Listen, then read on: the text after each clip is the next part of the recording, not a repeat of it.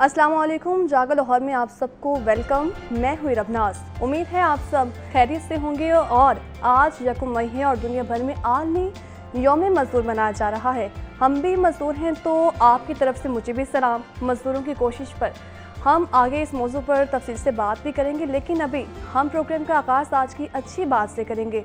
और आज की अच्छी बात की अगर बात की जाए तो अगर आपने किसी कौम की इज्तिमाई सेहत का अंदाज़ा लगाना हो तो इसके खेल के बाद मैदान देख के लगा सकते हैं। और अगर इनके मैदान भरे हों तो समझ लें कि वो माशरा ना सिर्फ सेहतमंद है बल्कि वहाँ रहने वाले इखलाकी कदरों को भी साथ लेकर चल रहे हैं।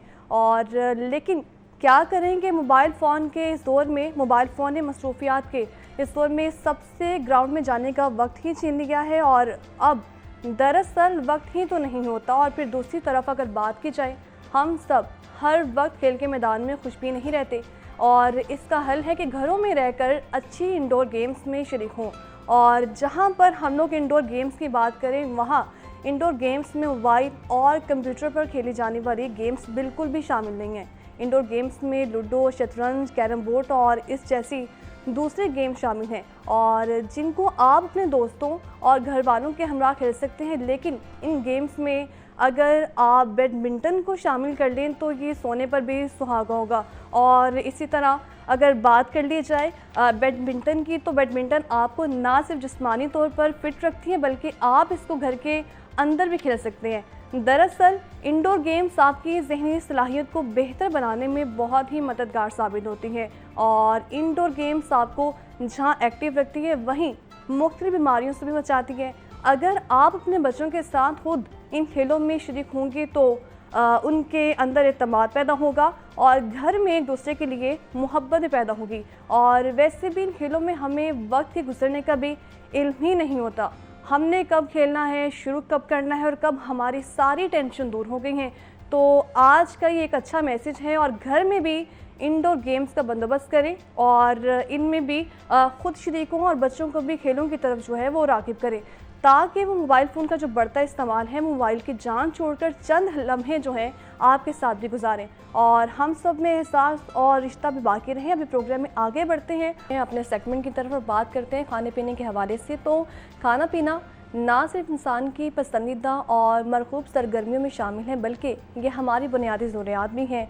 हम हर मज़ेदार चीज़ बड़े शौक़ से खाते हैं, लेकिन बदकिस्मती से कई चीज़ें हमारे जिस्म के लिए सूटेबल नहीं होती। हमें मालूम ही नहीं है कि क्या खाना चाहिए और क्या नहीं। और इन खाने से हमें मुख्तलिफ मसाइल का सामना भी करना पड़ता है।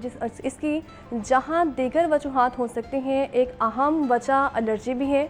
और खाने पीने की चीज़ों से एलर्जी इंसान को हस्पताल तक भी पहुँचा सकती है। इसीलिए हर इंसान को ये बात मालूम होनी चाहिए या मालूम करने की कोशिश ज़रूर करनी चाहिए कि उसे किसी चीज़ से एलर्जी तो नहीं है, ताकि वो इन चीज़ों से परहेज़ कर सके। और इसी हवाले से बात करने के लिए हमने अपने प्रोग्राम में फूड एलर्जी के इलामात क्या हैं, वजूहात क्या हैं, बात करने के लिए हमारे साथ प्रोग्राम में मौजूद हैं न्यूट्रिशन अमरीन कलीम। उनसे बात करते हैं। अमरीन, प्रोग्राम में आपको वेलकम कहते हैं। कैसी हैं आप? अल्लाह का शुक्र, ठीक, थैंक यू सो मच।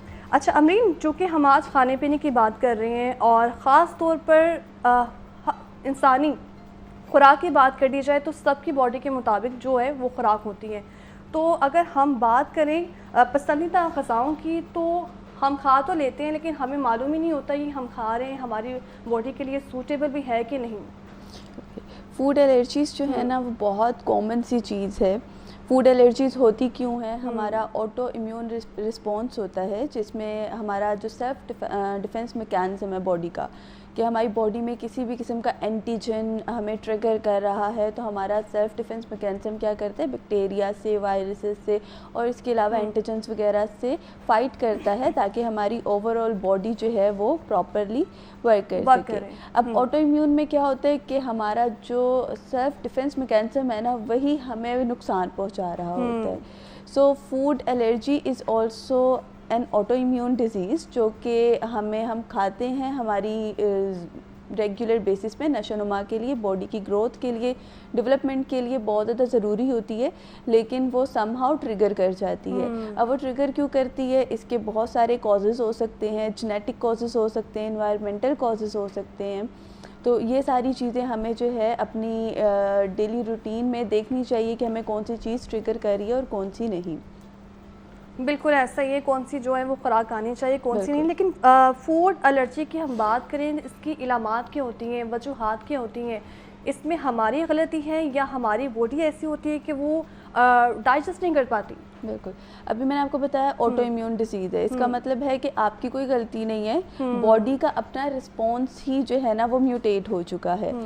अब इसके जो कॉमन साइन एंड सिम्टम्स होते हैं वो माइल्ड टू सीवियर जो है वो वेरी करते हैं। अगर माइल्ड सिर्फ सिम्टम्स की बात करें तो आपको बहुत इचिंग स्टार्ट हो जाएगी बॉडी में, या फिर हाइव्स आपके जो रैशेस वगैरह हैं वो पड़ जाएंगे आपकी स्किन पे, so you will get to know कि okay you are triggered by some food allergy. लेकिन इसके जो सीवियर सिम्टम्स होते हैं उसमें फिर आपको शॉर्टनेस ऑफ ब्रेथ हो जाती है, मतलब आप प्रॉपरली सांस नहीं ले सकते, आपको जो है वो ब्लड प्रेशर लो हो जाता है, इसके अलावा आपका मुंह स्वेल हो जाता है, ज़ुबान, और इसके अलावा थ्रोट तक स्वेल हो जाता है, बीपी लो हो जाता है। और BP लो गर्मी हो का जाता है। मौसम है और बिल्कुल। गर्मी में हम देखते हैं कि जो बीपी लो के बिल्कुल। पेशेंट्स हैं, स्वेटिंग होती है, बीपी लो हो जाता है, तो उसमें हम ये समझ नहीं पाते, हम सोचते हैं कि कोल्ड ड्रिंक पी लें या कुछ बिल्कुल, ऐसा मशरूब पी लें जिससे हमारा बीपी ठीक हो जाए, वो भी एक एलर्जी की वजह हो सकती है। नहीं, बेसिकली फूड एलर्जीज जिन लोगों में होती हैं ना वो आपको बचपन से ही एड्रेस कर दी जाती हैं।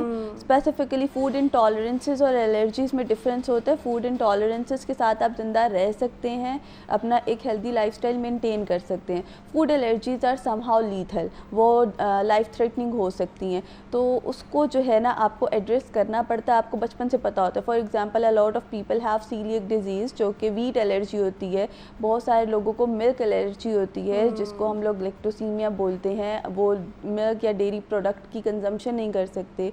पीनट एलर्जी होती है, मशरूम एलर्जी होती है। तो दीज आर द फूड्स जिनकी एलर्जीज जो है वो रिपोर्ट भी हुई हुई हैं, and a lot of people can take these foods, और इसका कोई स्पेसिफिक इलाज भी नहीं होता, ट्रीटमेंट भी जो है वो प्रेजेंट नहीं है। All you have to do is to avoid those things. Amin, जिस तरह आपने बात की है नट्स की और डेयरी प्रोडक्ट्स की, तो फ्रूट्स को अगर हम कंसीडर करें इसमें, तो फ्रूट्स में भी कुछ हम खाएं ऐसा, कुछ फ्रूट्स ऐसे हैं जो कि एलर्जी का बायस बन सकते हैं। अच्छा, अभी तक जो है एज सच फ्रूट्स जो हैं वो रिपोर्ट नहीं हुए।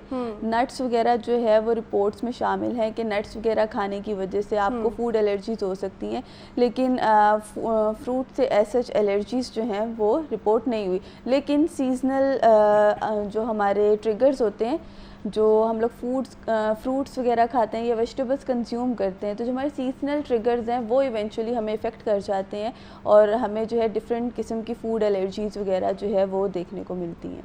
तो किस किस्म की हम लोगों को ग़िज़ाएँ खानी चाहिए जो हमारे इम्यूनिटी सिस्टम को भी बेहतर बना सके, हमारे स्टमक भी डिस्टर्ब ना हो, और ख़ास तौर पे फूड एलर्जी से भी हम दूर रहें? अच्छा, फूड एलर्जी से मैंने अभी आपको बताया there is no specific treatment, क्योंकि एक तो जेनेटिक भी होती है, genetically person to person transfer होती है। दूसरी बात ये कि in case you have any food allergy तो उसका कोई इलाज नहीं है सिवाय इसके कि आप उस चीज़ से बच सकें। And not every person has food allergy, there are many specific people who are suffering from food allergies. तो जिन लोगों को है उनको सिर्फ इतनी ही हम लोग हदायत देते हैं कि आप लोग उस फूड प्रोडक्ट से दूर रहें, आप उसको कंज्यूम ना करें। आप जब भी अपना मील प्रिपेयर करवा रहे हैं, आप बाहर से खा रहे हैं, so you have to know कि उसके अंदर कौन कौन से इंग्रेडिएंट्स यूज़ हुए हुए हैं, rather than consuming a random food stuff, तो वो आपको प्रॉब्लम करेगा। नॉर्मली अगर हम लोग अपने नॉर्मल इंडिविजुअल्स की इम्यूनिटी की बात करें तो उसमें हम लोग ऑब्वियसली विटामिन सी की कंजम्पशन बताते हैं, फ्रूट्स वेजिटेबल्स की कंजम्पशन बताते हैं। इसके अलावा consuming protein is also very good for your immunity as well. तो आप लोग अपने गोश्त, दालें वगैरह रेगुलर बेसिस पे खाएं, but it has nothing to do with food allergies. Food allergies are some different stuff and having a good immunity is a different thing. तो अगर आपकी immunity ठीक है so you are a healthy person, लेकिन food allergy जिसको है उसका कोई लेकिन इलाज हम नहीं समझते हैं है। कि शायद इम्यूनिटी सिस्टम बेहतर नहीं है, डाइजेस्ट नहीं हुआ, उसकी वजह से भी एलर्जी हो गई है। नॉट एट ऑल, बहुत ज़्यादा जो है ना, बहुत ज़्यादा होता है ना तो आपको बहुत माइल्ड सिम्टम्स होते हैं एलर्जीज़ के। फॉर एग्जांपल आपको इचिंग हो गई कुछ फूड्स खाने से आपको, और कभी आपको रैशेस हो जाते हैं आपकी स्किन पे, बस इससे ज़्यादा नहीं। जो एक्चुअल फूड एलर्जीज़ होती हैं दीज आर डिफरेंट। समटाइम्स वैसे ही हमें कुछ इन्वायरमेंटल फैक्टर्स ट्रिगर कर जाते हैं। फॉर एग्जांपल अभी बहुत ज़्यादा पॉलन वगैरह का जब मौसम आता है तो अक्सर लोगों को एलर्जी स्टार्ट हो जाती है, कुछ लोगों को डस्ट एलर्जीज होती हैं, तो सम हाउ वो ट्रिगर कर जाती हैं विथ फूड्स एज वेल, लेकिन वो इतनी लाइफ थ्रेटनिंग नहीं होती। Actual food allergies are actually life threatening कि आपको अच्छा, अक्सर हम देख रहे होते हैं हमारा जो स्टमक है वो खाना डाइजेस्ट नहीं कर पा रहा होता, तो उसमें हम क्या वजूहात समझे, क्योंकि हम घर का भी खाना खा रहे होते हैं, फास्ट फूड जो लोग नहीं खा रहे हैं, और उनको भी हम अक्सर देखते हैं कि वो इस बीमारी का शिकार हो जाते हैं। वो कहते हैं कि हमारा स्टमक भी डिस्टर्ब हुआ है। अच्छा, आपका स्टमक जो है ना वो डेफिनेटली खाना डाइजेस्ट करता है, समटाइम्स उसका प्रोसेस स्लो हो जाता है और समटाइम्स वो बहुत तेज़ी से खाना डाइजेस्ट करता है। उसकी बेसिक रीज़न्स ये हैं कि जब आप बहुत जल्दी बहुत ज़्यादा खाना खा लेते हैं तो स्टमक लोड बढ़ जाता है। जब आपका स्टमक लोड बढ़ता है तो इवेंचुअली उसका जो डाइजेस्टिंग टाइम है ना वो इंक्रीज़ हो जाता है, क्योंकि अब आपने इतना सारा खा लिया, उसको टाइम लगेगा डाइजेस्ट होने में। तो इसी तरीके से जब आप शॉर्ट फ्रीक्वेंट मील्स लेते हैं तो आपका स्टमक बहुत अच्छे से काम करता है। तो आई ऑलवेज सजेस्ट कि आप लोग शॉर्ट फ्रीक्वेंट मील लिया करें और इसके अलावा बहुत हैवी इनटेक ना किया करें। हमारे यहाँ पे 3-3 4-4 नान खा जाते हैं तो वो जो है बहुत ज़्यादा स्टमक को जो है ट्रिगर कर देता है। और मैं हमेशा पूछती हूँ, और अक्सर हम इतवार के रोज जाते हैं नाश्ता करने और 3-3 4-4 नान जो है वो हम देखते हैं लाहौरी खा रहे होते हैं। नान, और फिर नान साथ पाए और निहारियाँ हम लोग खा रहे होते हैं, चने खा रहे होते हैं, जिनकी जो बेस होती है वही ऑयल होता है। तो वो चीज़ हमें डेफिनेटली वो हम सुनते आ रहे हैं कि नाश्ता जो है वो बादशाहों की तरह करना चाहिए, तो लाहौरी शायद इसी को फॉलो करते हुए वो बाजारों का रुख करते हैं और वहाँ पे नाश्ता करते हैं। अच्छा, नाश्ता जो बादशाहों की तरह करना चाहिए ना, उसकी लेकिन किस किस्म का करना चाहिए? ये उसकी भी टाइप्स हैं, like you can add your fruits in it, nuts in it. अब बादशाह का मतलब ये थोड़ी है कि आप पाए निहारियाँ खाएंगे, विच इज़ टोटली अनहेल्दी। तो मना नहीं कर रहे खान से, आप खाएं, लेकिन एक पोर्शन में रख के पाए निहारियाँ भी खाएं, साथ अपना कुछ फ्रूट का, कुछ वेजिटेबल का, कुछ नट्स का, कुछ डेयरी प्रोडक्ट का। मतलब आपके 5 फूड ग्रुप्स आपके एक मील में शामिल होने चाहिए। हम क्या करते हैं, सिर्फ और सिर्फ हमने तेल और मैदा खाना है, तो this is not good actually. This is not good. और अक्सर ही हम लोग जो है वो नाश्ते के लिए बाज़ारों का रुख कर लेते हैं और वहाँ पर कुलचा, बोंग जो है उसका खाना हमने नहीं खाया। अगर बोंग हमने नहीं खाई तो हमारे नाश्ते का मज़ा जो है वो दोबारा नहीं होगा। अच्छा अभी चूँकि हम बात कर रहे थे फूड एलर्जी के हवाले से, तो अक्सर ही हम देखते हैं कि रात के औकात में लोग बाहर होते हैं, बारबेक्यू एंजॉय कर रहे होते हैं, स्पाइसी खाने एंजॉय कर रहे होते हैं, तो इस तरह के खाने भी फूड एलर्जी का कोई रीज़न बन सकते हैं? इस तरह के खाने फूड एलर्जी का कोई रीज़न नहीं बनते, लेकिन आपकी ओवरऑल हेल्थ को बहुत ज़्यादा ट्रिगर कर देते हैं। आपको कार्डियोवैस्कुलर डिजीज़ होने के चांसेस बहुत ज़्यादा होते हैं, डायबिटीज़ का ऑनसेट आपका इंक्रीज़ हो जाता है, क्योंकि इस तरह की चीज़ों से फूड एलर्जीज़ ऐसे इंट्रोड्यूस नहीं होती बॉडी में, वो जेनेटिक म्यूटेशन की वजह से होती हैं। ये वाले खाने हमें ऐसे जेनेटिक म्यूटेशन इतने स्वेयर लेवल पर जाके नहीं करते, लेकिन हाँ हमारी कार्डियोवैस्कुलर डिजीज़, कोलेस्ट्रॉल बढ़ जाता है, आप मोटे हो जाते हैं, लिपिड प्रोफाइल आपकी ख़राब हो जाती है, आपका हार्मोनल इम्बैलेंस शुरू हो जाता है, ये सारी चीज़ें ट्रिगर करती हैं। तो अगर आप रात के टाइम पे बहुत हैवी मील ले रहे हैं तो keep that in your mind कि रात के टाइम पे आप कोई वर्कआउट करने नहीं जाते, ना ही आप अपनी कोई ऐसी फिजिकल एक्टिविटी करते हैं, खाना खा के सो जाते हैं। तो उस सोने का टाइम, सोते वक्त जो है ना बॉडी की अलग काम होते हैं करने के लिए। हम क्या करते हैं, हमने सोते वक्त भी उसको डाइजेशन पे लगाया होता है कि अब तुम बैठ के रात को हम खाना खाएंगे, अब बैठ के बॉडी डाइजेस्ट करना शुरू कर दे सारी चीज़ें दोबारा से।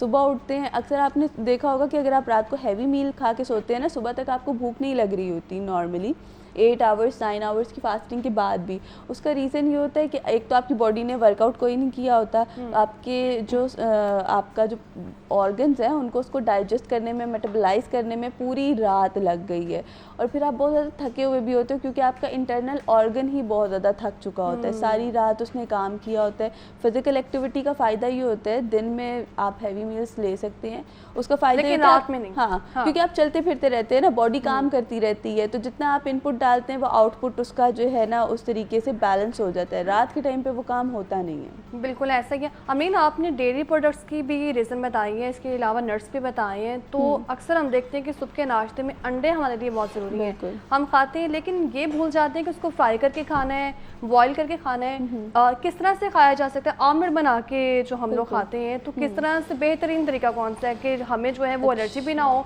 और हम खा भी लें अच्छे से? अच्छा, आजकल जो है ना बहुत ज़्यादा एक कॉन्सेप्ट जो है ना वो चल रहा है। आजकल क्या पुराने ज़माने से गर्मियाँ बहुत है तो अंडे नहीं खाने, बिल्कुल। गर्मियाँ बहुत है तो हमने नट्स नहीं खाने, हम नट्स तभी खाएंगे, फिश तभी खाएंगे, जब अंडा तभी सर्दियाँ खाएंगे, सर्दी आएंगी। अब किस किताब में लिखा है कि आप अंडे, नट्स और फिश वगैरह जो है वो गर्मियों में नहीं खा सकते? आप पोर्शन कंट्रोल करके खाएं। आप फ्राइड फॉर्म में आपको पसंद है, आपको ऑमलेट फॉर्म में पसंद है, आपको बॉइल्ड पसंद है, आप खाएं एग्स, वो आपको कभी भी ट्रिगर नहीं करेंगे। अब मैंने कहा है कि आप अंडे खाएं, इसका मतलब ये नहीं है कि आप 5-6 अंडे इकट्ठे खा लेंगे। 1 egg is enough for you for a day. और इसी तरह अगर नट्स की बात करें तो उसका भी पोर्शन कंट्रोल करके अगर आप 5 से 6 बादाम खा लेते हैं पर डे तो आपकी सर्विंग भी पूरी हो जाती है। That would be enough for you कि आप जो है उसको आसानी से डाइजेस्ट भी कर सकते हैं, आसानी से जो है वो डाइजेस्ट भी हो सके। कुछ ऐसे खाने खाएं, पोर्शन का भी ख्याल रखें। और इसके अलावा डेयरी प्रोडक्ट्स में क्या चीज़ें इस्तेमाल करनी है, किस तरह से इस्तेमाल करनी है, ये बताने के लिए अमरीन हमारे साथ प्रोग्राम में मौजूद थी। अमरीन, बहुत शुक्रिया आपका। बात कर लेते हैं माँ बाप और उस्ताद की। तो माँ बाप और उस्ताद के दिल के तो हम बात करें तो बहुत करीब हैं कि क्या बच्चों के अंदर माँ बाप का खौफ होना चाहिए, या फिर क्या डिसिप्लिन और अदब सिर्फ खौफ से आता है या मोहब्बत से भी सिखाया जा सकता है? वालिदैन का रोब बच्चों की तरबियत में मदद देता है या उनकी शख्सियत को दबा देता है? हम जानेंगे डर और इज़्ज़त के दरमियान फ़र्क क्या है और कब खौफ तरबियत के बजाय नफ्सियाती मसाइल की बुनियाद भी बन जाता है। आज हमारे साथ मौजूद हैं हमारे मौजूद गेस्ट जो इस अहम मौजू पर बात करेंगे और अपनी कीमती राय भी देंगे। और वहीं अगर आप भी वालिदैन हैं या बनने वाले हैं तो ये गुफ्तगू आपके लिए भी अहम हो सकती है। तो बढ़ते हैं अपने मेहमानों की तरफ, उनसे बात करते हैं। और इस पर बात करने के लिए हमारे साथ मौजूद है माहिर नफ्सियात मिस सबा शबीर, और आपको प्रोग्राम में वेलकम कहते हैं। और इसके अलावा बात करने के लिए माहिर तालीम रज़ाउर रहमान हमारे साथ मौजूद है। सर वेलकम कहते हैं आपको। जागो लाहौर में कैसे हैं आप? Thank you very much, I am fine, thank you. Sir अक्सर ही हम सुनते हैं जो वालिदैन हैं वो अपने बच्चों की तरबियत कर रहे होते हैं और इस चीज़ का भी ख्याल रखना भूल जाते हैं कि बच्चों को किस तरह से ट्रीट करना है, रोब से ट्रीट करना है या फिर इनको प्यार से ट्रीट करना है। देखिए, इसमें स्टेजेस हैं बच्चों को डेवलपमेंट की, और जैसे कि हमें इस्लाम में भी ये बताया गया है कि आपने हज़रत अली का कॉल है कि आप 7 साल तक का जो बच्चा है ना उसको अपने साथ बिल्कुल खुशबू की तरह लगा के रखें, यानी उसे बहुत मोहब्बत से, बहुत प्यार से और बड़े अदब से उसके साथ उसकी ग्रूमिंग करने की कोशिश करें। 7 साल से ऑनवर्ड जो एज आ जाती है उसमें आप अपने बच्चे को फॉलोवर बनाने की कोशिश करें, उसको ऑर्डर्स दें और उसको ओबे करना सिखाएं। और इसके बाद जो 7 to 14 के बाद जो 14 टू ऑनवर्ड एज आती है 21 साल तक, उसको उस एज में अपना दोस्त बना लें, उससे मशावरत करें, उसको एडवाइज़र लगा लें और उससे हर मौजू के ऊपर डिस्कशंस करें। इससे बच्चे के अंदर जितनी भी एक सेल्फ पर्सनैलिटी की जो रिक्वायरमेंट्स होती हैं वो पूरी हो जाती हैं। तो मेरा ख्याल है कि बच्चों की जो ये 3 स्टेजेस हमें हमारे दीन ने सिखा दी हैं, ये बड़ी आसान और बड़ी मुनासिब और बड़ी फर्म हैं। अगर इसको फॉलो करें तो आप बड़े अच्छे रिजल्ट ले सकते हैं। अच्छा, बच्चों में हम देखते हैं कि अक्सर ही माँ बाप का जो है ना वो खौफ होता है कि ग्लास टूट गया है, कोई चीज़ टूट गई है तो कहीं हमें डांट ना दें। तो इस तरह के खौफ से क्या वो आगे बढ़ जाते हैं? देखिए, जो खौफ और जो बच्चे वालिदैन के अंदर जो रोब है ना, इसका थोड़ा माइनर सा डिफरेंस है। हमें घरों में ना अपने रूल्स जो डेवलप करने पड़ते हैं ना वो बड़े फर्म होने चाहिए, लेकिन हमारा रवैया बड़ा काइंड होना चाहिए। हमें ये बात अंडरस्टैंड करनी है कि जो हमने रूल बना दिया है कि आपने ग्लास है इसको नहीं यहाँ से उठाना, या टीवी का रिमोट, जैसे मेरे घर में ये है कि आपने टीवी का रिमोट बच्चे ने नहीं पकड़ना, तो ये मेरा रूल है, ये फर्म है। मैंने बड़े आराम से आपको कह दिया। बच्चे को ये चाहिए या बच्चे को इतना ट्रेन करें कि वो उसको फॉलो कर सके। तो मेरा ख्याल है कि ये थोड़ी सी वालिदैन अगर इसकी ट्रेनिंग लेना शुरू कर दें साइकोलॉजिस्ट से या ऐसे लोगों से जो इसकी तालीम देते हैं, थोड़ी ग्रूमिंग करते हैं। हमारे मुल्क में बहुत सारे अच्छे साइकोलॉजिस्ट हैं, बड़े अच्छे स्पीकर्स हैं, उनको सुने। और आप बात करें माहिर नफ्सियात की तो हमारे साथ मौजूद है प्रोग्राम में सबा साहिबा। तो सबा साहिबा, चूँकि आपने अभी रज़ाउर रहमान सर की गुफ्तगू सुनी है, हम लोग बात कर रहे हैं बच्चों में अक्सर हम देखते हैं कि खौफ होते हैं, स्कूल भी आते हैं तो सहमे से होते हैं कि उनमें वो खौफ वालिदैन की वजह से होता है या फिर टीचर का डर होता है, आखिर वजह क्या होती है? देखिए, मुझे ऐसे लगता है कि जो पेरेंट्स को जो इनिशिएट करना चाहिए ना समझाने का और चीज़ें अंडरस्टैंड करवाने का, वो शुरू प्यार से होना चाहिए। लेकिन कुछ घरानों में पेरेंट्स इतने वॉयलेंट होते हैं, दे स्टार्ट बीटिंग किड्स।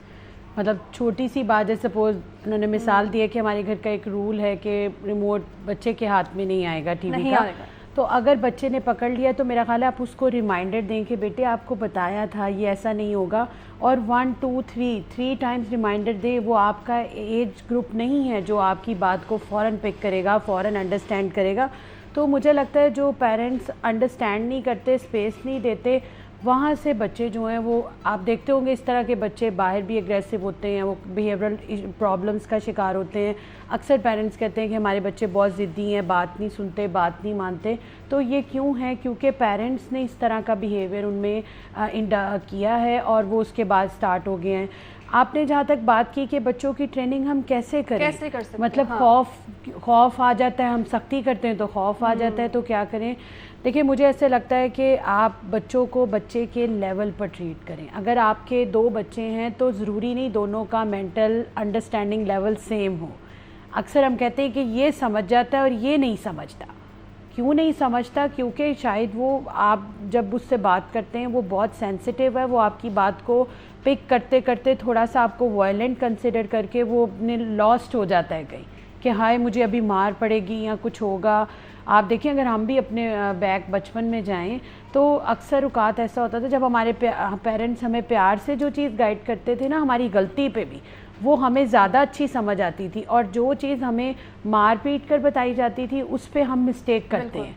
क्योंकि मैंने ये देखा है कि जिन बच्चों को प्यार से डील करके हर चीज़ गाइड की जा रही होती है उनकी psychological health is very much better rather than जिनको मार पीट के उस चीज़ के लिए ट्रेन किया गया जो उनका कैलिबर यानी नहीं खौफ था। जो है वो घर से ही मिलना शुरू हो चुका है। साउर रहमान सर, अक्सर हम सुनते हैं कि तालीम हमारे लिए बहुत ज़रूरी है, और जहाँ पे रस्मी और गैर रस्मी तालीम की बात कर ली जाए तो घर में हमें गैर रस्मी तालीम चाहिए, वालिदैन की अटेंशन चाहिए, लेकिन अक्सर हम वालिदैन को देख रहे होते हैं कि बचपन से ही हर ख्वाहिश पूरी करना शुरू कर देते हैं। बाद में कुछ टाइम गुजरते हैं वही पेरेंट्स जो हैं वो अपने बच्चों की ख्वाहिशात पूरी नहीं कर पाते हैं। तो ये कितना जो है बच्चे के लिए भी इन फ्यूचर वो डिस्टर्ब हो सकता है, या पेरेंट्स की अगर बात कर ली जाए तो उनका इस हवाले से आप क्या कहेंगे? देखिए हम जो बच्चों की हर ख्वाहिश पूरी करने वाली बात है, मेरा ख्याल है कि ये मुनासिब नहीं है। आपको बच्चे की वो ज़रूर ख्वाहिश पूरी करनी है जो आपकी उसकी ज़रूरत है, जो आप समझते हैं मुनासिब है, और जो आप बाकी बच्चों के दरमियान आप इक्विलिब्रियम या बैलेंस क्रिएट कर सकें, वो ज़रूर आप पूरी कीजिए। और बच्चे की हर ख्वाहिश पूरी नहीं की जा सकती। जैसे एक बच्चा है, वो आम तौर पे हमारे बच्चों का ये एक एटीट्यूड है, आजकल बच्चों की एक ही डिमांड है, मोबाइल चाहिए जी। अच्छा, मैं तो एक बैलून की बात करने लगा था, वो बैलून तो बहुत ही बैकवर्ड है, बात वैसे मोबाइल की करनी चाहिए। तो एक बैलून अगर बाहर कोई फरोश उसको बेच रहा है ना जी, तो हमारा बच्चा जिद करता है कि हमने बैलून लेना है, तो वो अगर ले भी लेता है तो अगर वो देख ले दूसरे किसी और के पास किसी और कलर का, वो कहता है मैंने ये कलर भी लेना है। तो वो बच्चे की इतनी ज़्यादा डिमांड्स हैं कि वो आप पूरी नहीं कर सकेंगे। आपने उसको एक बैलून ले दिया, अब उसको उस बैलून के साथ रहना है, अब उसको नो कहना है आपने, और नो उसको अंडरस्टैंड करना आना चाहिए। जब फादर ने या मदर ने नो कह दिया है तो वो फर्म है, वो अब उसके ऊपर कह लें रुके रहें। फर्म का मतलब ये हुआ ना, रुके रहें। ये ना हो कि बच्चा थोड़ा रोना शुरू करे, उसको वो ले दें। तो ये एक बहुत बड़ी प्रॉब्लम है हमारे माशरे की कि वो वक्त को गुजारने के लिए या फौरी तौर पे बच्चे को रिलीफ देने के लिए उसकी तमाम ख्वाहिशें पूरी करना शुरू कर देते हैं। Same goes for the elementary students age और एडल्ट जो हमारे बड़े स्टूडेंट्स हैं उनके और लिए भी। इस दौरान हम देखते हैं बड़ी सेंसिटिव कंडीशन हो जाती है, सिचुएशन हो जाती है जब पेरेंट्स किसी बात पे इनकार कर देते हैं, तो बच्चा उस इनकार को जब वो हजम ही नहीं करता है जल्दी, या ठीक क्योंकि है मान रहे होते हैं ना। हाँ। बच्चे की जिद पे, जैसे उन्होंने एग्जांपल बहुत अच्छी दी, एक बैलून ले दिया, रोने पे चीखने पे रोड पे लेट जाने पे दूसरा बैलून भी आ गया, तो फिर ही बच्चे का कॉन्फ्लिक्ट होगा ना कि लास्ट टाइम भी किया था तो मिल गया था, रो लिया था मैंने और मिल गया था मुझे। जी जी। इसी तरह मोबाइल है, इसी तरह हमारा जंक फूड है। आजकल बच्चे घर का खाना नहीं खाते और वो जंक फूड लाइक करते हैं, और अगर आप उनको कहें कि हमने जंक फूड नहीं मंगवाना, घर का खाना ही आपने खाना है, तो ये हैबिट डेवलप की जा सकती है अगर आप पाबंदी लगा दें। लेकिन अगर उनको मालूम है कि हमारे पेरेंट्स ने हमें जंक फूड मंगवा ही देना है, अगर हम खाना नहीं खाएंगे या हम थोड़ी देर के लिए बॉयकॉट कर देंगे, तो फिर तो बच्चों ने ये करना ही करना है। उन्होंने आपको ट्रैप कर लेना है और उन्होंने आपको अपनी बातें मनवानी है। कितनी बातें आप उनकी मानेंगे, कितनी जिद्दें मानेंगे? और आपको बच्चे को नो कहना आना चाहिए, आपको अपने डिसीजंस के ऊपर फर्म होना चाहिए। इतनी सेंसिटिव सिचुएशन होती है जब वालिदैन की जानिब से इनकार किया जाता है, तो उनको भी हम किस तरह से बता सकते हैं कि किस तरह से वो इस मामले को टैकल कर सकते हैं, क्योंकि अक्सर जो सख्त रवैया है वो बच्चों के परवरिश पे जो वो असरअंदाज होता है। देखिए रम, जो मैंने शुरू में अर्ज़ की थी कि रिस्पेक्ट और Is everything, हाँ, रिस्पेक्ट बड़ी इंपॉर्टेंट है, और साथ साथ जो ये फेयर है, खौफ जिसे कहा जाता है, ये दोनों का बैलेंस करना बड़ा ज़रूरी है। बच्चे को वालिदैन को रिस्पेक्ट करनी आनी चाहिए बच्चे को वालिदैन की, और लेकिन बच्चे को ये मालूम होना चाहिए कि अगर मैंने ये गलत काम किया तो मेरे फादर जो हैं इस पे नाराज़ भी हो सकते हैं, मेरी मदर भी नाराज़ हो सकती हैं। आगे आपने उसको साइलेंट ट्रीटमेंट देना है, आपने उसको थोड़ा सा आपने जैसे मैडम ने भी कहा कि आप उनको 3-4 दफ़ा मना करने के बाद आप उनको खामोशी इख्तियार कर लें, उनको गैप दे दें, उनको रूम दे दें, ये करना है, ये दैट्स गुड। और अगर आपने उनको डांटना है तो बाज़ का डांटा जाता है, डांटा जाना चाहिए, क्योंकि बच्चे जो हैं, बाज़ बच्चे जो एजेस ऐसी हैं वो बात नहीं मानते हैं, नहीं सुनते हैं। जो बड़े बच्चे हैं 10 टू ऑनवर्ड की जो एजेस हैं, वो बच्चों को मनवाना किसी चीज़ के लिए मुश्किल होता है, और वो बच्चे जब तक थोड़ा सा स्ट्रिक्ट रवैया ना अपनाएं वो आपको आउटपुट नहीं दे पाते। यानी कि पेरेंट्स को हम लोग ये बता सकते हैं कि आप इस तरह खौफ पैदा करें कि बच्चे को ये टेंशन होगी कि मेरे जो पेरेंट हैं वो नाराज़ हो सकते हैं। जी बिल्कुल बिल्कुल, ये देखिए, बजाय मुझे मारेंगे डांटेंगे किसी के सामने, ये देखें ना, ये मोहब्बत की एक किस्म है कि आप नाराज़ हो जाएं, ये मैम मुझे बर्दाश्त नहीं है कि कोई नाराज़ हो जाए। तो मेरी ये मोहब्बत है बच्चे की कि अपने माँ बाप से इतनी मोहब्बत होनी चाहिए कि वो नाराज़ ना होने दें माँ बाप को। देखिए ये तब होगा बच्चे को एहसास जब आप खुद काम और रिलैक्स होंगे। अगर आप एक वायलेंट पेरेंट हैं, हर वक्त मारने के लिए तैयार हैं, लड़ने के लिए तैयार हैं, तो बच्चे को आपकी नाराज़गी, इज्जत, बेइज्जती का कोई फ़र्क नहीं पता चलेगा। हाँ, अगर वो कोई मिस्टेक करता है आप उसको 3 टाइम्स मना करते हैं। देखिए 3 टाइम्स लाजमी मना करें। हिटिंग लेटर ऑन आती है, हिटिंग तो बहुत बहुत दूर की बात है। 3 टाइम्स मना करें, नहीं होता फिर आप छोड़ दें। आप उसको इनडायरेक्टली ऑब्जर्व करें, वो आपकी तरफ देखेगा, वो लाजमी सोचेगा बच्चा फील करेगा, हाँ, यस, और वो मुझे कहाँ जा रहा है मैंने सुना नहीं। हाँ, और फिर आप ऐसे ही शो करें कि मैं नाराज़ हूँ। और बच्चे को यही ट्रेनिंग होनी चाहिए कि जब मेरा पेरेंट मुझे बोल रहा है फिर वो नाराज़ हो गया है, तो एक तो हम कंडीशन बहुत करते हैं। एक चीज़ मैंने हमेशा पेरेंट्स में देखी है, जब उनकी पेरेंटिंग का सब कुछ ख़राब हो चुका होता है, वो क्लिनिक पे आते हैं, वो कहते हैं कि हमने फिर ये करना शुरू कर दिया था कि हमने इनकी जो अच्छी चीज़ें थी उस पर टॉयज़ आने शुरू हो गए थे, और फिर टॉयज़ इतने आने शुरू हो गए थे, इतनी बातें माननी शुरू हो गई थी, तो उसमें भी ज़्यादा ख़राबियाँ शुरू हो गई। मतलब आप कितनी की बात मान सकते, कंडीशन मत करें। आप जो अपने बच्चे से चीज़ें मनवाना चाहते हैं, आप उसको कंडीशन नॉर्मल घर के हालात में मत करें। आप हर बात को कैसे कंडीशन कर सकते हैं? अच्छा ब्रेकफास्ट कर लो जो मैं कह रही हूँ, उसके बाद तुम्हें टॉय देंगे। अच्छा हम किसी के घर जा रहे हैं, ये ना करना, फिर टॉय मिलेगा, और फिर कह कर भी देना मत।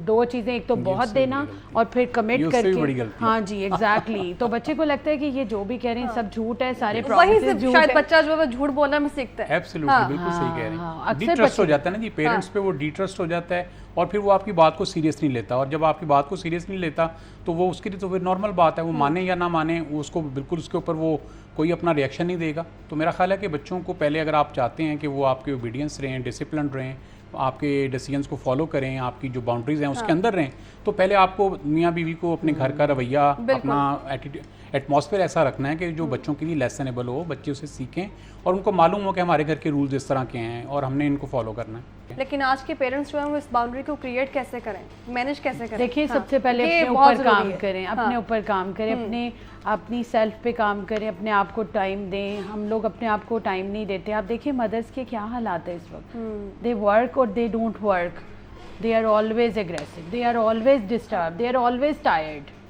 तो जो एक थकी हुई माँ होगी, मियाँ बीवी का आपस में एक बॉन्ड होना सबसे पहले एक इम्पॉर्टेंट चीज़। इन दोनों का आपस में बिहेवियर बच्चे 100% देख रहे होते हैं। पेरेंट्स अक्सर मेरे पास आते हैं, नहीं वो तो हमने अपने बेडरूम में बात की थी, हमारे बच्चे को नहीं पता, और मैं बच्चे से बात करूं तो वो मुझे वही वाली बातें बता रहा होता है। तो बात ये है कि हमारे बच्चे सबसे पहले हमें ऑब्ज़र्व करते हैं, फिर किसी और को ऑब्ज़र्व करते हैं। वो सबसे पहले जो ऑब्ज़र्व किया होता है उसको फॉलो करते हैं। आप दोनों आपस में एक अच्छा बॉन्ड बनाएं, अपनी पर्सनालिटीज़ पे काम करें। अगर एक दूसरे में कोई मिस्टेक्स, गलतियां हैं, एक्सेप्ट करें, आगे बढ़ें और हम लोग एक दूसरे को चेंज करने जो लगे हुए हैं ना, दैट्स बिल्कुल ऐसा ही है। और जहाँ पर हम लोग पेरेंट मीटिंग की बात करते थे वो भी अब मदम सी हो गई हैं। सही बात है। तो आप लोगों ने भी गुफ्तगू सुनी है, हमारी नफ्सियात भी हमारे साथ मौजूद थी, हमारी तलीम जो हमारे साथ मौजूद है, दोनों की जानिब से एक ही बात सामने आई है कि जो इस वक्त पेरेंट का रोल है वो सबसे इम्पोर्टेंट है। बच्चे ने घर से स्कूल जाना है, लेकिन अगर स्कूल जाकर उसने कुछ बोलना है, या कोई एक्ट ऐसा उसकी तरफ से जो भी होगा उसी को जो है वो कैप्चर कर लिया जाएगा और उसी से जो है वो एस्टीमेट लगाया जा सकता है कि घर से जो है वो परवरिश मिली है। इस पर बात करने के लिए माहिर तरीम रज़ा रहमान हमारे साथ प्रोग्राम में मौजूद है, सर बहुत शुक्रिया आपका। और साथ ही साथ माहिर नफ्सियात सबा शबीर हमारे साथ मौजूद थी, आपका बहुत शुक्रिया। अभी वक्त हुआ ब्रेक का, हमारे साथ रहिएगा।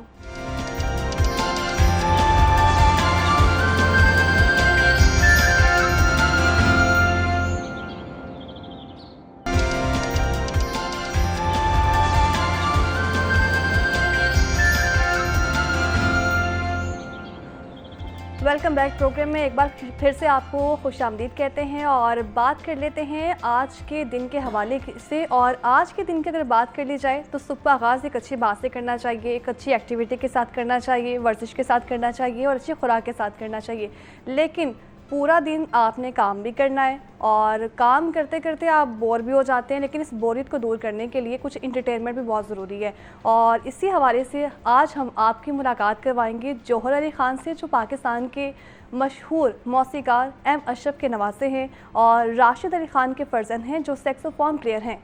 और जौहर ख़ुद भी बहुत अच्छे से सैक्सोफोन बजाते हैं। उनसे पूछेंगे कि ये इंस्ट्रूमेंट उन्होंने क्यों चुना, जबकि हमारे जो दूसरे नौजवान हैं शाजिल बॉबी जो कि अमजद बॉबी के पोते हैं और अमजद बॉबी साहब भी पाकिस्तान के मशहूर म्यूज़िक डायरेक्टर रहे हैं, तो इनसे बात करते हैं। हमारे प्रोग्राम में मौजूद हैं इस वक्त शाजिल बॉबी जो कि सिंगर हैं, आपको अपने प्रोग्राम में खुशामदीद कहते हैं। और साथ ही साथ जौहर अली ख़ान जो कि म्यूजिशियन है और बात की हमने सैक्सोफोन प्लेयर की, वो भी बजाते हैं। आप दोनों को अपने प्रोग्राम में खुशामदीद कहते हैं। कैसे हैं आप?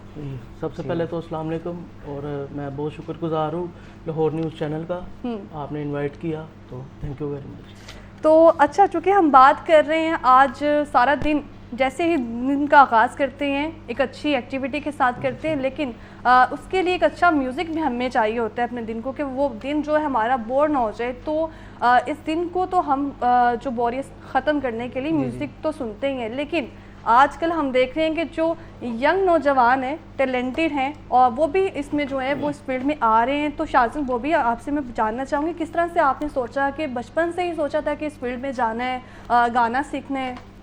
जी, असल में मेरे जो ग्रैंड फादर थे अमजद बॉबी साहब, वो बहुत अच्छे और बहुत ग्रेट म्यूज़िक कंपोज़र थे जिन्होंने पाकिस्तान में बहुत ज़्यादा म्यूज़िक दिया और बहुत ज़्यादा काम किया पाकिस्तान में। तो बस वो मेरे रोल मॉडल हैं और उनको देखते हुए मैं इस फील्ड में आया और इंशाल्लाह मेहनत कर रहा हूँ। मेहनत कर रहे हैं तो उनको जब गाते हुए देखते थे आप, तो दिल चाहता था उनकी आप? जी, वो हाँ। असल में म्यूज़िक कंपोज़र थे और वो म्यूज़िक बनाते थे, म्यूज़िक कंपोजिशंस बनाते थे, सॉन्ग्स बनाते थे। तो बस उनको देखा और उनका बहुत बड़ा नाम है पाकिस्तान में, तो बस उनको देख के उनकी लेगेसी आगे लेके उनके चल म्यूजिक से ही आपने सोचा कि मैंने भी इस फील्ड में जाना है और मैंने गाना भी साथ में गाना है। तो सबसे पहले जो है वो आपने गाना सीखा या फिर इंस्ट्रूमेंट जो है उनको बजाना स्टार्ट किया? जी, मेरे जो गिटार के सर हैं अदरीस साहब, जो मेरे दादा अबू के अमजद बॉबी साहब के छोटे भाई हैं, वो गिटार प्ले करते थे। मैंने उनको देखा, उनसे ही मेरे शौक़ पैदा हुआ और मैंने उनसे ही गिटार सीखा और अभी सीख रहा हूँ। ठीक है। अभी प्रॉपर सीखा नहीं, अभी उनसे क्लासेस मेरी चल रही हैं, तो इंशाल्लाह जैसे जैसे सीखता रहूँगा तो वैसे वैसे चलता रहेगा। वैसे वैसे जो है चलता रहेगा। मैं आपकी तरफ भी आऊँगी, लेकिन सबसे पहले जो है ना वो मैं सुनूंगी कि मतलब इसको बजाना कैसे सीखा था, वो मुझे बताएं। सबसे पहले आप इसको बजा के बताएं। बहुत ही खूबसूरत गाया आपने। हमारे साथ प्रोग्राम में जो म्यूजिशियन सैक्सोफोन बजाते हैं जौहर अली ख़ान भी मौजूद हैं। जौहर, चूँकि मैंने शाजिल से भी पूछा है कि बचपन से ही उन्होंने कहा है कि शौक़ था और वो देखते भी थे अमजद साहब को, तो आपका जो शौक़ है वो किस तरह से जो वो पैदा हुआ आपके अंदर, किस तरह से आपने सोचा कि ये सीखना चाहिए और किस तरह से मतलब? जी, ये मेरी फैमिली का ही बेसिकली हमारा फैमिली का काम है ये। तो बस नाना जी की लेगेसी आगे लेके चलनी है अशरफ साहब की, और मैं बाकायदा शागिर्द हूँ एम अरशद साहब का। अच्छा। जो कि मेरे मामू भी है और मेरे टीचर भी है, और सैक्सोफोन घर का इंस्ट्रूमेंट है। मेरे वालिद साहब उस्ताद राशिद अली खान साहब, उनका भी मैं शागिर्द भी और वो मेरे फादर भी है। ये काफ़ी कदीमी है, इसका मतलब काफ़ी पुराना है ये। हाँ, ये जिसको आप लेके चल रहे हैं। जी, ये वेस्टर्न इंस्ट्रूमेंट है। अच्छा। तो ये पाकिस्तान में बहुत कम हो गया था, तो हमारी कोशिश है कि हम अपने पाकिस्तान की खिदमत करें, इस इंस्ट्रूमेंट को आगे लेके चले, ये ख़त्म ना हो कभी। तो सीखा कैसे? देखते कि बचपन में क्या एज थी जब पहली बार इसको बजाना सीखा? जी, मैंने बचपन से ना पापा के साथ अपने जाया करता था शोज़ पर, इवेंट्स पर, तो उन्हें देख देख कर ही मुझे शौक पड़ा। मैंने कहा पापा मैंने भी ये सीखना है, मैंने भी ये बजाना है और आपका नाम मैंने लेके चलना है और अपने पाकिस्तान का आगे नाम लेके चलते रहनी है, अपने वतन का नाम रोशन करना है। शाजिल ने चूंकि अभी गिटार भी बजाया और गाना भी गाया, तो मैं भी पूछना चाहती थी आप गाते भी हैं? नहीं, मैं म्यूजिशियन हूँ और मैं सैक्सोफोन प्ले करता हूँ। तो प्ले करके बताएं सर किस तरह से इसको प्ले करते मैं हैं? करता हूँ अपने नाना का गाना, मैं उन्हें ट्रिब्यूट पेश करूँगा, हमारे दिल से मत खेलो खिलौना टूट जाएगा, तो मैं प्ले करता हूँ। देख के लग रहा है ये बहुत ही मुश्किल है बजाना। तो जब पहली बार सीखा इसको देखते थे आपके पता नहीं बजा सकूंगा कि नहीं, सीख सकूंगा कि नहीं, लगता था ऐसा कुछ? ये बड़ा डिफिकल्ट इंस्ट्रूमेंट है, मैंने पहले भी आपको बताया कि मुझे तो पाकिस्तान देख के में लग रहा है इसको। बहुत कम है। मेरे वाले साहब वो ही मेरे टीचर है, तो बचपन से बस उन्हें देखा है और एक शौक था कि अपने नाना का, अपने वाले साहब का, अपने मामू का, अहमद शाह साहब का, उनका नाम लेके चलना है, लेगेसी को कंटिन्यू करना है, मैंने कंटिन्यू करना है किसी को। तो अभी मैं बात करूं तो इन फ्यूचर इसका क्या सोचा हुआ है? इन फ्यूचर ये इंस्ट्रूमेंट बहुत ऊपर जाएगा इंशाल्लाह ताला, क्योंकि ये अब कव्वाली में भी आप देखते हैं कि कव्वाली में भी ये ज़रूरत बन गई है। क्योंकि मैं आपको बताता चलूँ, मैं सैक्सोफोन जो प्ले करता हूँ, मैं म्यूजिशियन हूँ उस्ताद शेरनी आज़ाद खान साहब का, मैं उनके साथ भी मैं परफॉर्म कर रहा हूँ, 3 साल मुझे हो गए हैं, तो मैं खान साहब के साथ भी परफॉर्म करता हूँ, उस्ताद शेरनी आज़ाद साहब के साथ। तो ये बड़ी ज़रूरत बन गया है इंस्ट्रूमेंट, तो फ्यूचर में भी है इंशाल्लाह ताला, ये इंस्ट्रूमेंट ख़त्म नहीं होगा, यानी कि इन फ्यूचर भी ये चलता रहेगा। लेकिन मैं आपसे ये जानना चाहूँगी, कोई भी ऐसा गाना चाहे वो नुसरत साहब का हो या फिर किसी और फेमस सिंगर का, तो उसको किस तरह से आप जो वो उसको तर्ज उसकी बनाते हैं? जी मैं पेश करूँ आपके सामने गाना, उस्ताद नुसरत फ़तेह अली खान की कंपोजिशन है ये, अच्छा, सांसों की माला पे। ठीक है, तो करें ये फिर मेरे compose दिल के इसको। बड़े करीब है, तो मैं उन्हें ट्रिब्यूट भी पेश करूंगा, हमारे वो लेजेंड है। तो क्या बात है जौहर। अच्छा जौहर, अभी तो आप लोग सीख भी रहे हैं, अभी मज़ीद आके इसको लेके प्लान भी है, तो हम लोग देख रहे हैं कि हमारे इस वक्त पाकिस्तान में जो है वो म्यूज़िक की डिमांड जहाँ पर ज़्यादा है वहाँ पर अकेडमी भी इस हवाले से बहुत कम है, तो इस पर आप क्या कहेंगे? जी एकेडमी बननी चाहिए, एक प्रॉपर इंस्टीट्यूट बनना चाहिए जिसमें टीचर्स हो और म्यूज़िक सिखाया जाए। ये बड़ा ज़रूरी है हमारी यंग जनरेशन के लिए, जिन्हें म्यूज़िक के बारे में इतनी नहीं मालूमात, तो उनके लिए बड़ा ये ज़रूरी है, ये होना चाहिए। जी बिल्कुल होना चाहिए, क्योंकि आजकल जो नई हमारी जनरेशन है उसके अंदर काफ़ी शौक है गिटार सीखने का। वो तो आप दोनों के शौक से मुझे अंदाज़ा हो ही रहा है। जी तो इस हिसाब से ना एकेडमीज कम है, ज़्यादा से ज़्यादा एकेडमीज होनी चाहिए ताकि हमारी जो नई जनरेशन है उसके अंदर अवेयरनेस आए और वो सिंगिंग की तरफ और गिटार प्लेइंग की तरफ या कोई भी इंस्ट्रूमेंट जो उनको पसंद हो उसकी तरफ वो आएँ और उनको अप्रिसिएशन मिले, अप्रिशिएट किया जाए। तो बस इस चीज़ की कमी है थोड़ी सी, तो वो होनी चाहिए। तो अपने सेम को अभी तक सिर्फ नेशनल लेवल पर ही रखा हुआ है, इंटरनेशनल लेवल पे लेके जाना है इसको? इंशाल्लाह लेके जाएंगे इंटरनेशनल। तो उसके लिए क्या प्लान सोचा हुआ है? उसके लिए काफ़ी प्लान्स हैं, इंशाल्लाह मेहनत कर रहे हैं हम मिलके, तो इंशाल्लाह इसको आगे लेके दिखाएंगे और करेंगे भी, क्योंकि यंग जनरेशन है, टैलेंटेड है, और जिस तरह से ये अभी म्यूज़िक कंपोज करे थे वो आपने सुना भी है और बाकायदा गाना भी सुनाया शाजिल ने। शाजिल, आप प्रोग्राम में आए, आपका बहुत शुक्रिया। और इसके अलावा जौहर अली खान जो कि म्यूजिशियन है हमारे साथ मौजूद थे, आप दोनों का बेहद शुक्रिया। और अभी वक्त हुआ है ब्रेक का, हमारे साथ ही रहिएगा।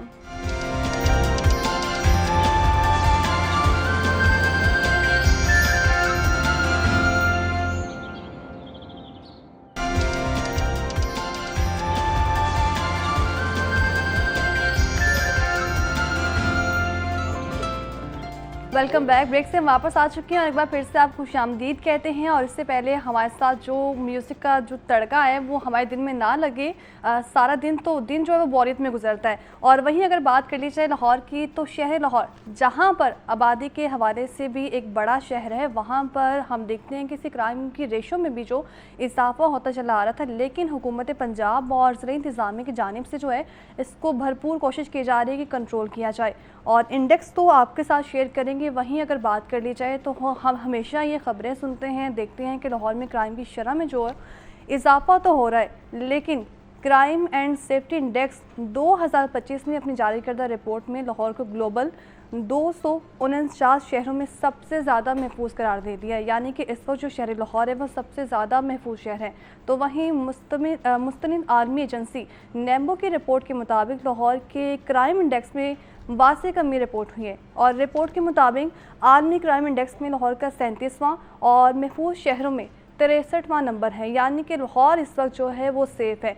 और आर्मी एजेंसी की रिपोर्ट के मुताबिक क्राइम फाइटिंग में बेहतर हिकमत अमली की बदौलत लाहौर महफूज शहरों में सर-ए-फ़हरिस्त है और लाहौर की तारीख में पहली बार क्राइम में वासा कमी देखने में आई है। आर्मी एजेंसी ने लाहौर को न्यूयॉर्क, लंदन और वाशिंगटन जबकि इस्तांबुल और पेरिस से भी ज़्यादा महफूज करार दे दिया है शहर, यानी कि शहर लाहौर की हम बात कर रहे हैं और शहर लाहौर में अभी क्राइम की क्या सिचुएशन है और ये तो हमारे साथ जो प्रोग्राम में क्रिमिनोलॉजिस्ट मौजूद होंगे वही बताएंगे और इस पर अगर बढ़ गई इसकी रेशो तो कंट्रोल किस तरह किया जा सकता है, क्योंकि ज़िले इंतज़ामिया भरपूर कोशिश कर रही है कि इसको कंट्रोल किया जाए और जराइम में मज़ीद कमी और माशरे को महफूज बनाने के लिए जो पुलिस का रवैया है वो कितना ज़रूरी है, कितना अहम है और पुलिस की जो ट्रेनिंग है वो इस पर जो है वो कितनी अहम है, इस पर बात करने के लिए हमारे जो आज के मेहमान हैं नासिर अली साहब हैं।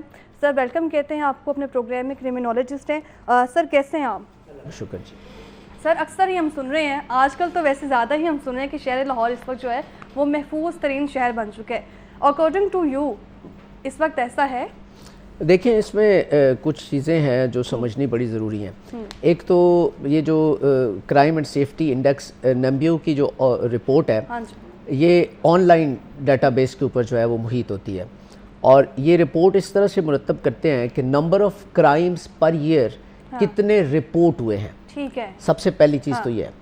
प्रीवियस ईयर्स हम ईयर कैलकुलेट करते हैं फिस्कल ईयर के साथ। 2023 से 2024 तक जो क्राइम रिपोर्ट हुए थे एक साल के अंदर वो अप्रॉक्सीमेटली 77,000 थे और जो 2024 और 2025 के अंदर क्राइम रिपोर्ट हुए हैं वो 39,000 है।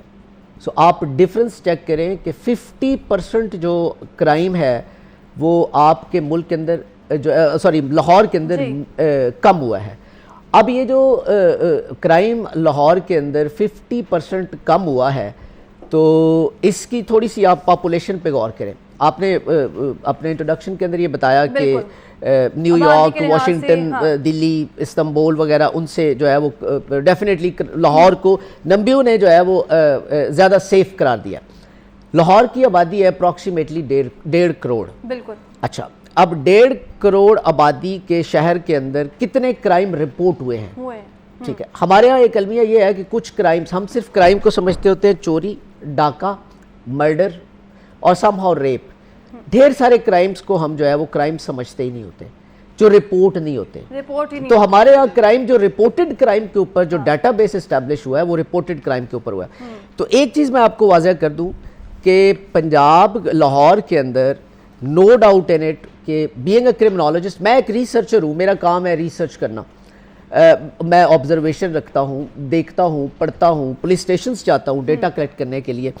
क्राइम रिपोर्ट जो है वो कम हुए हैं, पहली बात। नो डाउट के जो इसके अंदर जो हमारे आईजी पंजाब डॉक्टर उस्मान अनवर साहब, he is doing excellent job. इससे ऊपर यस, इतनी डेडिकेशन के साथ पंजाब के अंदर ये पहले आईजी हैं जिन्होंने काम किया। देखिए एक साल के अंदर 50% क्राइम का रिड्यूस हो जाना कोई छोटी मोटी बात थोड़ी है। एक इंटरनेशनल इदारा रिपोर्ट कर रहा है कि भाई ये हमारी रिसर्च के मुताबिक 50% क्राइम जो है वो रिड्यूस हुआ है। तो आप क्रेडिट किसको देंगे? ऑब्वियस ही बात है टॉप लीडरशिप को देंगे। फिर उनके बाद ये जो मोहतरमा मरियम बीबी हैं, she is doing excellent with dedication. अच्छा। और उनका लाइजोन जो आईजी साहब के साथ है और जो पुलिस के साथ है, तो हम मुबारकबाद के मुस्तहिक हैं सीएम पंजाब साहिबा, मुबारकबाद के मुस्तहिक हैं आईजी पंजाब और पूरी पुलिस फोर्स। 1,84,000 पुलिस फोर्स है पूरे पंजाब के अंदर। तो आप ये देख लें कि ये सारे के सारे अब इनका एक तो इमेज बड़ा अच्छा बिल्डअप होना शुरू हुआ है और दूसरा क्राइम रेट कम करने में they are playing very important role. मतलब मैं कहूँगा more than awesome, more than superb. अगर क्राइम रेट पेरिस से कम हो गया, इस्तांबुल से कम हो गया, वाशिंगटन से कम हो गया, इतने एस्टैब्लिश्ड मतलब सिटीज है, तो लाहौर तो वैसे भी लाहौर तो फिर लाहौर है। लाहौर में हम लोग इस वक्त सेफ भी हैं। तो मैं बात करूं, अगर लंदन, न्यूयॉर्क की आपने तो बात कर दी है, तो वहीं अगर हम बात कर लीजिए क्राइम की, तो अभी भी हम देख रहे हैं कहीं ना कहीं क्राइम हो रहे हैं लाहौर में, वो चोरी की सूरत में हो रहे हैं, वारदात की सूरत में हो रहे हैं, और इस तरह के जो क्राइम, हम इसके अलावा भी अगर बात कर ली जाए तो अक्सर हम सोशल मीडिया पर भी वीडियोस कुछ देखते हैं, और जहां पर पुलिस की जानिब से जो वो रवैया ठीक नहीं होता है, या फिर जिसको पुलिस ने रोका है नाके पर या किसी किस्म की चेकिंग के लिए, तो वहाँ पर शहरी का रवैया भी अच्छा नहीं होता, वहाँ पर भी क्राइम जन्म लेता है। अच्छा, इसमें मैं आपको एक चीज़ बताऊं, पुलिस के बारे में मैं आपको वाज़ेह बता दूं कि पुलिस वाले बुरे नहीं होते। हाँ। ये मैं आपको बता दूं, पुलिस वाले जो है, जो लोग 24 घंटे से ज़्यादा नौकरी करते हैं, क्रिमिनल्स के साथ वो रहते हैं, तो वो ऑब्वियस सी बात है उनके रवैये के अंदर तू कहना तो शामिल हो सकता है ना, इतनी तो उनको स्पेस दे। पब्लिक जो है ये अपने आप को जो है वो, यहाँ मैं पब्लिक को ज्यादा कसूरवार ठहराता हूँ। अगर एक नाका लगा हुआ है, नाका एक पूरा लीगल प्रोसीजर है, हाँ। और नाका तब लगाया जाता है जब आपने क्राइम को कंट्रोल करना हो, वहां पे क्राइम की प्रोबेबिलिटी हो। अच्छा, अब नाका लगा हुआ है, एक शहरी आता है मोटर बाइक पे या गाड़ी पे, उससे कहते हैं जी तलाशी दे, उसको लगता है कि उसकी हद तक है, जबकि उसको बड़े फेयर और लीगल तरीके से कहना चाहिए जी जनाब चेक करें, बिल्कुल मेरे पास ऐसी कोई चीज़। वहाँ पे फिर क्या करते हैं शहरी, वो कहते हैं जी मुझे अक्सर पुलिस वाले कहते होते हैं कि यहाँ रेडी वाले का भी जो है ना वो ताल्लुक किसी या ब्यूरोक्रेट के साथ होता है या किसी सियासतदान के साथ होता है, और ना सही तो किसी police inspector, sub inspector, constable का फोन आ जाता है जिनको छोड़ दे। ये रवैया जो है, हाँ। ये पब्लिक के इस रवैये को चेंज करना होगा कि भाई पुलिस आपकी सेफ्टी और प्रोटेक्शन के लिए है, ठीक है, तो उनके साथ कोऑपरेट किया करें। तो इसलिए आपकी ये जो बात के नाकों पे, ऑब्वियस सी बात है कि इस चीज के साथ जितने नाके साउंड होंगे, यानी बेहतरीन तरीके से लगाए गए होंगे, ऑब्वियस सी बात है कि क्रिमिनल के अंदर नाका करता क्या है बेसिकली, हाँ, नाका करता ये है। और अक्सर हम देखते हैं जब आईडी कार्ड, आइडेंटिटी भी मालूम करनी होती है अफसरान ने, तो वहां पे भी इस तरह का रवैया सामने आता है कि नहीं क्यों चेक करवाएं हम। हाँ। यही कल्चर आपको अपने मुल्क के अंदर जो है वो तब्दील करना है, यही इसी चीज़ की आगाही लोगों को देनी है कि भाई पुलिस आपकी सेफ्टी के लिए, आपकी हिफाजत के लिए इनके साथ कोऑपरेट करें, ये आप ही में से है, ठीक है, और ये आपके साथ ज्यादती नहीं करेंगे अगर आप मिसबिहेव नहीं करेंगे। अगर आप मिसबिहेव करेंगे तो फिर उनको, वो ऑथोराइज्ड होते हैं। यानी हम ये कह सकते हैं नासिर साहब भी इस वक्त जो हमारी पंजाब पुलिस है उनको भी काफी चैलेंजेस का सामना करना पड़ता है इस तरह के मामला। पंजाब पुलिस, मैंने आपसे कहा कि 1,84,000 पंजाब पुलिस ऑफिशियल है। अच्छा, पंजाब की आबादी है 12 करोड़, एक बंदे के ऊपर तकरीबन कोई 6.5 लाख जो है ना 6,600 लोगों पे एक पुलिस वाला जो है वो सेफ्टी के लिए है, जबकि यूनाइटेड नेशन ये कहती है कि कम से कम 450 बंदे पे एक बंदा होना चाहिए।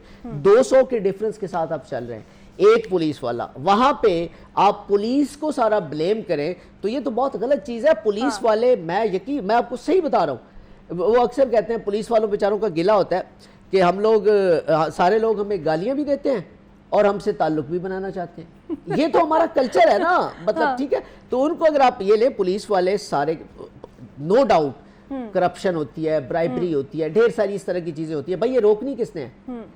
आप पॉलिसी मेकर के ऊपर सारे इल्जाम हम शहरी खुद भी जिम्मेदार हैं। We are the responsible, we are the responsible. रिश्वत देता कौन है? रिश्वत देता कौन है? मैं देता हूँ ताकि मेरा काम आसान हो जाए, ठीक है। तो इसलिए पुलिस वालों को हर वक्त इल्जाम देते रहना कि ये बुरे होते हैं, पुलिस वाले बहुत अच्छे लोग होते हैं। पुलिस वालों को थोड़ा सा स्पेस बेहतर मिले, थोड़ा एनवायरनमेंट बेहतर मिले, उनके पर्क्स एंड प्रिविलेजेस बेहतर हो, पाकिस्तान के पूरे पुलिस कल्चर को जो है वो आप तब्दील कर सकते हैं। जबकि यहाँ पे ये इमेज है जी कि पुलिस वाले तो बुरे होते हैं और लोग उनको हर कोई गालियां निकालता है, जबकि हर कोई उनसे ताल्लुक भी बनाना चाहता है। ये भी बड़ी दिलचस्प चीज़ है, ठीक है। तो पुलिस का किरदार बहुत ही, मैं पुलिस को जो है खराज तहसीन पेश करूंगा। बिल्कुल ऐसा ही है, और पुलिस को जो इनकी तरफ से तो खराज तहसीन पेश कर दिया गया है, लेकिन हमारे जो शहर लाहौर की शहरी हैं उनको भी इस चीज़ का ख्याल करना चाहिए कि हमने जो है अपने रवैये में भी थोड़ा चेंज लेकर आना है। रवैयों से ना मैं आपको एक चीज़ बता दूं, रवैया अगर आपने किसी कौम का देखना हो ना, किसी मुआशरे का देखना हो, तो वो सड़क के ऊपर देखा करें कि सड़क के ऊपर लोग किस तरह से बिहेव करते हैं, गाड़ी चलाते हुए गाड़ी किस तरह चलाते हैं, मोटर बाइक किस तरह चलाते हैं, ट्रक ट्राले किस तरह से चलाते हैं। वो जो रवैया आपको सड़क पे नजर आ रहा होता है, वो जो डिप्रेशन, वो सप्रेशन, वो परेशानी, वो जल्दी, वही रवैया आपकी कौम का ओवरऑल होता है हर चीज के अंदर। जराइम की जो कमी है इस वक्त वो थोड़ी सी हुई है हमारे शहर लाहौर को, 50% हुई है, थोड़ी सी नहीं है। 50% हाँ जी, हुई है। 50%। तो इसमें अगर हम बात करें माशरे की, तो माशरे को महफूज बनाने के लिए और मज़ीद इसमें कमी लाने के लिए पुलिस का किरदार कितना ज़रूरी है? पुलिस इसमें अपना जो रोल है वो किस तरह से प्ले कर सकती है? देखिए, मैंने आपसे एक चीज़ अर्ज की कि पुलिस वाले जो है वो कम है। पहली बात तो ये कि पुलिस फोर्स कम है। दूसरी बात ये आबादी है ज़्यादा, कि पुलिस फोर्स कम है। 460 अकॉर्डिंग टू यूनाइटेड नेशंस, बिल्कुल 460 बंदे पे एक पुलिस वाला होना चाहिए, जबकि हमारे यहाँ तकरीबन 650 बंदे के ऊपर जो है वो एक पुलिस वाला है। जब आप उस रेशो को कैलकुलेट करते हैं तो इस 50% क्राइम के रिड्यूस होने पे आप उसको क्रेडिट दें पुलिस को। दूसरी चीज़, इसके पर्क्स एंड प्रिविलेजेस को बेहतर करें, इनको फैसिलिटेट। मुझे आज एक बात बताएं, जी। कोई एक स्पेशल पुलिस वालों के बच्चों के लिए स्कूल मौजूद है? स्कूल अच्छा, कोई एक हॉस्पिटल जहां पुलिस वाले सिर्फ ट्रीटमेंट करवाए, पुलिस वाले बेचारे सर्विसेज जिना जलील हो रहे थे, लाइनों में लगे थे, हॉस्पिटल मौजूद है, इनके लिए रिहायशें मौजूद है। जब आप इनको इस तरह की फैसिलिटीज देंगे, उनके कम से कम बच्चों के फ्यूचर का ही ले लें कि मुख्तलिफ स्कूल्स बनाएं अपने, ठीक है, तो ऑटोमेटिकली वो लोग ज़्यादा डेडिकेशन के साथ काम करेंगे और उनके हालात वाक़यात बेहतर होंगे, तो ऑब्वियसली बात है क्राइम कम होगा और उनकी करप्शन कम होगी और मुआशरा जो है वो बेहतरी की तरफ जाएगा। माशरा जो वो बेहतरी की तरफ जाएगा। और पुलिस का किरदार कितना ज़रूरी है इस सिचुएशन में क्राइम को कंट्रोल करने के लिए, वो नासिर साहब तो हमें बता ही रहे हैं। वहीं अगर बात कर लीजिए पाकिस्तान के दीगर शहरों और दुनिया के बड़े शहरों की निस्बत इस वक्त हम लाहौर की बात कर रहे हैं, तो लाहौर इस वक्त अगर हम बात करें कि हर लिहाज से सेफ है, रहने के काबिल भी है। और अगर बात कर ली जाए, आप देखते हैं हम अक्सर जब से ये आप बात कर रहे हैं हुकूमत पंजाब में सीएम साहिबा भी आई हैं, तब से हमें जगह जगह पुलिस के नाके भी इसलिए मौजूद होते हैं लोगों की सेफ्टी के लिए। लेकिन हम अक्सर शहरी देख रहे होते हैं कि कहीं हमें रोक ना लें, हम जाएंगे अपने घर जाएंगे, पता नहीं हमें वहाँ तक जाने दिया जाएगा कि नहीं, वहाँ पे क्यों खड़े हैं, हम ये सोच रहे होते हैं अक्सर। अच्छा, इसमें ना देखिए, परसेप्शन जो आपने बिल्डअप की होती है ना किसी भी चीज़ के बारे में, मैं अक्सर एक बात कहता होता हूँ, किसी का एक बड़ा मशहूर कॉल है कि ये जो आप जिस तरह चीज़ों को देखते हैं ना, वो आपका अपना नज़रिया होता है देखने का। जो आपने सोच लिया कि आपने उसको उस तरह से देखना है, आप उसको उस तरह से देखते हैं। आप उस तरह से नहीं देख रहे होते जिस तरह से वो एक्चुअल में चीज़ होती है। आपने पुलिस ऑर्गेनाइजेशन के बारे में एक परसेप्शन बिल्डअप कर ली कि पुलिस वाले बुरे होते हैं, पुलिस वाले करप्ट होते हैं, ये सड़क के ऊपर तंग करते हैं, थाने में जाएं तो मसाइल क्रिएट करते हैं, रास्ते में रोक के बदतमीजी करते हैं, ये आपने परसेप्शन बिल्डअप कर ली। अब मैं लोगों से ये पूछता हूँ कि कितने लोगों के साथ ऐसा होता है यार, कितने लोगों के साथ वो आप उनके साथ, चाहे उन्होंने 36 घंटे ड्यूटी करके सड़क के ऊपर गुजारे हैं, आप उनसे ये कहना जी कि आप चेक कर लें और वो फिर आपके साथ बदतमीजी करें, तो फिर आप कह सकते हैं कि बदतमीजी करें। 36 घंटे की नौकरी कोई सौखा काम नहीं है। पुलिस वाला 36 घंटे की नौकरी करता है, यानी पूरा दिन गुजारने के बाद कहते हैं जी अगले 12 घंटे भी आपने लगाने हैं। तो ऐसी सूरत हाल के अंदर जो है वो पुलिस अगर अपना काम इस तरह से कर रही है, तो आप ये समझें कि आपको अपनी परसेप्शन, अपने रवैये को तब्दील करने की ज़रूरत है। आप ये देखें कि ये लोग हम में से ही हैं, हमारे बच्चे, हमारे भाई, हमारी बहनें। इवन अब तो पुलिस फोर्स के अंदर ढेर सारी खवातीन होती हैं। मतलब मैं 2-3 खवातीन से मिला, वो भी कहती है सर मुझे तो 40 घंटे हो गए, मैं अभी ड्यूटी पे हूँ। अब आप इन लोगों को 40 घंटे ड्यूटी पे हूँ, 24 घंटे कर लिया, 16 घंटे अगले अभी जाग रही है। अब आप उससे क्या एक्सपेक्ट करते हैं कि अगर वो आपको तू करके बुला भी दे, ठीक है, तो आपको ये कह दे कि जी अब बाहर उतरे, गाड़ी से थोड़ा सा ऐसे कहते बाहर उतरे या कागजात दिखाएं, तो आप उसको कहें जी कि ये तो मतलब जो है, और तुम सो के आ रहे हो 24 घंटे। कितना फर्क है। अवाम को अपने रवैये को तब्दील करने की जरूरत है। इनके साथ आप कोऑपरेट करेंगे, इनको प्यार देंगे, इनके साथ कोऑर्डिनेट करेंगे, जो लीगल प्रोसीजर होता है वो इनको अडॉप्ट करने की पूरी परमिशन होगी, तो आप जो है ये, और इन सारी चीज़ों का ताल्लुक आपके रवैये के साथ है। बिल्कुल। रवैया मैंने आपको बता दिया कि आपकी सड़क आपका रवैया बता रही है। अभी आप निकलिएगा बाहर सड़क पे, जिस तरह लोग आपको सड़क पे नजर आएंगे, मुल्क मुआशरे का बिल्कुल यही रवैया है। हर कोई अपनी स्पेस चाहता है, शॉर्टकट चाहता है, निकलना चाह रहा होगा।